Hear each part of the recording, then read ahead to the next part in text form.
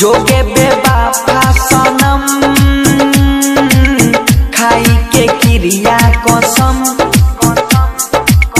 कहली कि साथ नहीं छोड़ब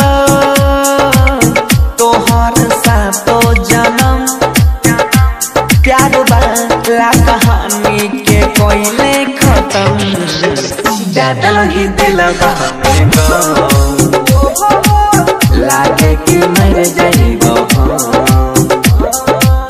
दादा ही दिल में गो गे लागे कि मर जाइबो डीजे विकास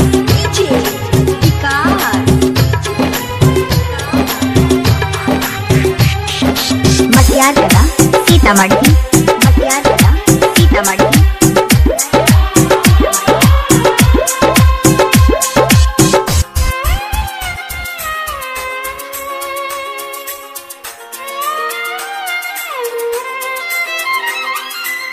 जीवन हम तोरा बिन सहे न सकबो पागल कहै छै जमाना के दलहि जे माथा पागम सहन पई बहुत दाई जान तो हर कसम दलहि दिलवा में गो लागे कि मर जाइबो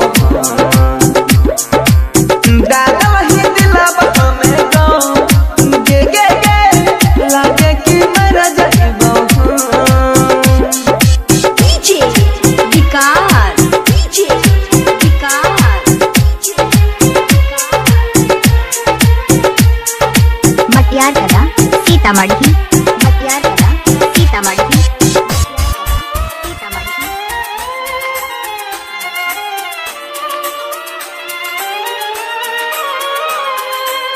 बन गेल ही इतना कथा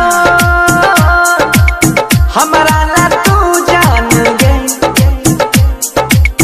देखले ना एक बार पलट के मन के छिपे मान गे कहे मनी सब धरथिया दिए तो हरदम दिल ही दिलवा में गो लागे कि मर जाइबो दादा ही दिलवा में गो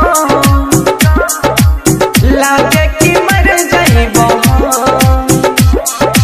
शांति रिकॉर्डिंग स्टूडियो राजा जनमानसी।